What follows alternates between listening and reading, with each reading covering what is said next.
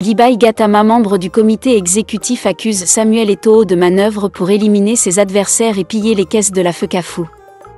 Avant d'aller plus loin, nous vous invitons à mettre une pause à cette vidéo, à cliquer sur le pouce bleu, vous abonner et activer la cloche de notification pour ne rien rater de nos prochaines vidéos. Découvrez les services de Statistical Model for Social Science Consultant. Ils offrent des analyses statistiques et modélisation avec SPSS, Stata, R, Python et autres, ainsi que la conception d'enquêtes et la collecte de données. Leur équipe vous accompagne également dans la rédaction de documents scientifiques et propose des formations spécialisées. Vous pouvez vous inscrire à la prochaine session de leur formation en économétrie et techniques quantitatives. Contactez-les aux adresses affichées ou cliquez sur le lien en description. Ne manquez pas cette opportunité.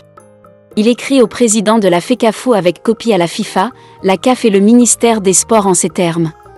Monsieur le Président, par exploit de Maître Tsoumné Koumedja Leva-Marki, huissier de justice à la 11e charge près la Cour d'appel du Centre et les tribunaux de Yaoundé, en date du 6 novembre 2024, j'ai bien reçu votre convocation numéro 325 FECAFOOT ou PDT SG. SGA, DAJ, ASG, 24 du 31 octobre 2024 m'invitant à la session de l'Assemblée Générale Ordinaire de la FECAFOOT qui se tiendra le samedi, 16 novembre 2024 à 9h au Centre d'Excellence de la CAF à Bankomo ainsi que votre convocation N°.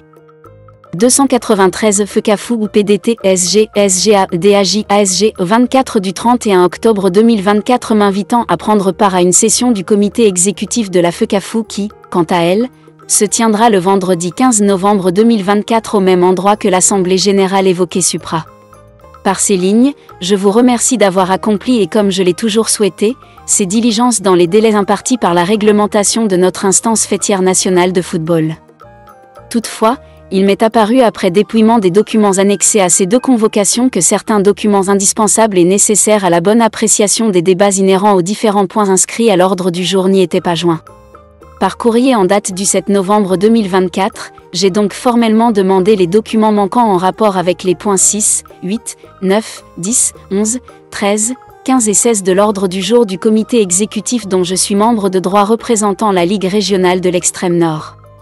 Ainsi et pour votre gouverne, veuillez noter que ni les décisions prises durant les différentes sessions du comité d'urgence, ni les projets de chronogramme et de règlement des championnats professionnels et autres championnats organisés par la FECAFOOT, ou le projet de budget de la FECAFOOT pour l'exercice 2024 que nous sommes censés examiner et ou adopter lors de cette session ne m'ont été communiqués. En réponse à ma demande, le secrétaire général de la FECAFOOT m'a opposé une fin de non-recevoir. Partant, je m'interroge qu'une grande organisation comme la nôtre persiste à ne pas vouloir se conformer à une telle exigence malgré la position du TAS dans sa sentence TAS 2022 à 9277.137, qui a ainsi retenu que le but de l'envoi des documents est une condition nécessaire à la formation de la volonté pour voter sur les diverses résolutions. Sans document, il n'y a pas de formation appropriée de la volonté. Vous pouvez, de ce qui précède et prenant qui de droit à témoin, lire mon embarras légitime concernant ma présence à ces assises s'il ne m'est pas laissé la possibilité d'exercer mon droit de vote en toute connaissance de cause. Au demeurant et indépendamment des suites que je me réserve de donner à cette regrettable situation, je me permets également de vous faire part de mes profondes inquiétudes après avoir pris connaissance des 8 documents sur 16 au soutien de certains points de l'ordre du jour des assises suscités que vous avez bien voulu me faire tenir.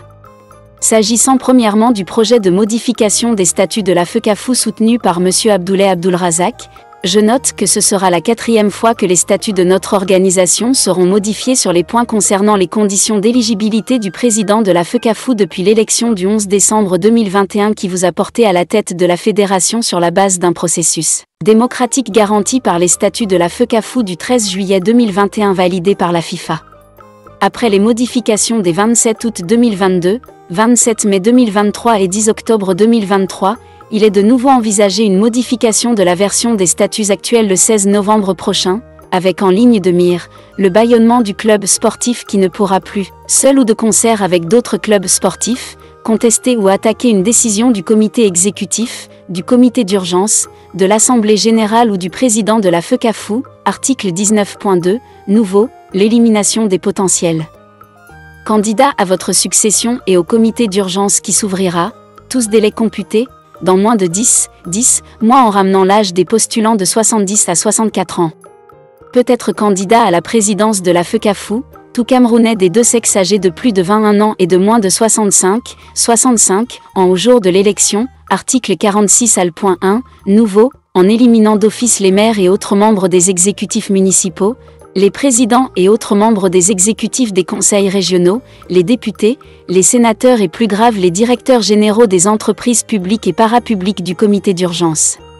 Les fonctions suivantes sont incompatibles avec celles de membres du comité d'urgence de la FECAFOU, membre du Parlement, membre d'un exécutif régional, membre d'un exécutif communal, directeur général d'une société à capitaux publics ou parapublics, article 50 al.1, nouveau. Au moment même où le sport camerounais a besoin de tous ses acteurs pour son financement, la dénaturation de la règle de parrainage avec l'introduction d'une répartition discriminatoire qui viole les exigences d'équité et d'égalité de tous devant la loi. Tout candidat doit être parrainé par 10 délégués à l'Assemblée générale de la FECAFOU suivant la répartition ci-après. 4 délégués issus de 4 ligues régionales différentes, 2 délégués issus de la Ligue spécialisée de football professionnel ou le cas échéant des représentants élus des clubs des championnats professionnels dont un de première division et un de deuxième division, 2 délégués issus des autres ligues spécialisées et 2 délégués, issus des corps de métier. Article 46 al.2, nouveau. La déstructuration complète des règles éthiques qui réduit désormais à la prison ferme les cas d'inéligibilité et qui laisse penser à un aménagement des infractions éthiques ayant pour but de sauver votre éventuelle candidature à votre propre succession à la suite de vos récentes condamnations devant des juridictions de droit commun et sportif pour fraude fiscale et violation grave des principes d'éthique, d'intégrité, de sportivité et de fair-play édictés par l'article 2 al.3 des statuts de la CAF. À moins de 10 mois, tous délais computés, du processus de renouvellement des mandats des membres des différents organes des ligues et de la fédération élus en 2021, envisager de changer les règles de jeu dans ces circonstances ne peut à mon sens que poser un problème moral et éthique. Toujours dans le document porté par M. Abdoulaye Abdulrazak, il est prévu la modification suivante: en dehors des réunions du comité exécutif, des décisions peuvent être prises à l'aide d'autres moyens de communication écrite. Les décisions entrent en vigueur avec effet immédiat. Le président informe immédiatement le comité exécutif des décisions prises à l'aide d'autres moyens de communication écrite. Ce projet de modification apparaît aussi superfétatoire que surprenant dans la mesure où les statuts en vigueur prévoient déjà de manière complète et pertinente les mécanismes de prise de décision du président de la FECAFOU entre deux sessions du comité exécutif. En aucun cas, il ne saurait être envisagé la possibilité d'écarter le comité exécutif de la prise de décision sur quelque sujet que ce soit. S'agissant ensuite du projet des modifications de certaines dispositions du règlement financier porté par M. Abdoul Karimou, je note que celui-ci prévoit d'augmenter vos indemnités de cession de FRECFA 60 000 à FRECFA 300 000 net d'impôt jour, celles des membres du comité exécutif de FRECFA 50 000 à FRECFA 250 000 jours net d'impôt multipliés par le nombre de jours que dure une session du comité exécutif ou de l'Assemblée générale. Au moment où la situation financière de la FECAFOU est manifestement en difficulté, au moment où les arbitres, les commissaires de match, les inspecteurs de match, les coordinateurs de match, les médecins référents, réclament leurs indemnités non payées depuis plusieurs saisons, au moment où les clubs professionnels réclament à corps et à cri leurs droits de sponsoring et leurs subventions, au moment où le football amateur dépérit faute de financement, au moment où la fédération est traînée devant les tribunaux pour des factures impayées, je ne peux que vous prier de noter que ces augmentations des indemnités de cession m'ont profondément heurté, indigné et en appel à n'y point donner suite favorable. Quant au point concernant le retrait envisagé de l'agrément au SINAFOC et l'admission de la NFC en ces lieux et places comme membre de la FECAFOU, point soutenu par un courrier du professeur Nkao Mvondo Prosper, j'ose là aussi espérer qu'il ne vous vient pas à l'esprit de donner suite favorable à cette ambition qui contrevient aux dispositions de l'article 10 de la loi du 11 juillet 2018 portant organisation et promotion des activités physiques et sportives au Cameroun qui fait de l'octroi ou du retrait de l'agrément, un acte exclusivement réservé à la compétence du ministre chargé des sports.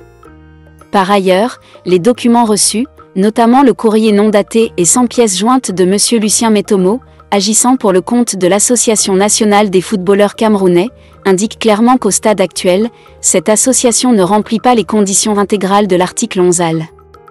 2 des statuts de la FECAFOU du 10 octobre 2024. Celle-ci lui impose d'avoir un agrément légal accordé par les autorités administratives compétentes. De ce qui précède et au regard des observations ci-dessus formulées et pour tous autres à ajouter, suppléer ou déduire, je vous prie de bien vouloir prendre toute disposition utile afin de reporter les points 6, 8, 9, 10, 11, 13, 15 et 16 de l'ordre du jour de la session du comité exécutif du 15 novembre et de l'Assemblée générale du 16 novembre à des sessions ultérieures de ces deux organes pour une meilleure appréciation. Pour votre bonne information, je souhaite vous faire noter que Monsieur le ministre des Sports et de l'Éducation physique, Monsieur le secrétaire général de la Confédération africaine de football, CHAF, et Monsieur le secrétaire général de la FIFA nous lisent en copie de la présente à toutes fins utiles. Veuillez agréer, Monsieur le Président, l'expression de ma parfaite considération. Découvrez les services de Statistical Model for Social Sciences Consultants. Ils offrent des analyses statistiques et modélisation avec SPSS, Stata, R, Python et autres, ainsi que la conception d'enquêtes et la collecte de données. Leur équipe vous accompagne également dans la rédaction de documents scientifiques et propose des formations spécialisées. Vous pouvez vous inscrire à la prochaine session de leur formation en économétrie et techniques quantitatives. Contactez-les aux adresses affichées ou cliquez sur le lien en description. Ne manquez pas cette opportunité.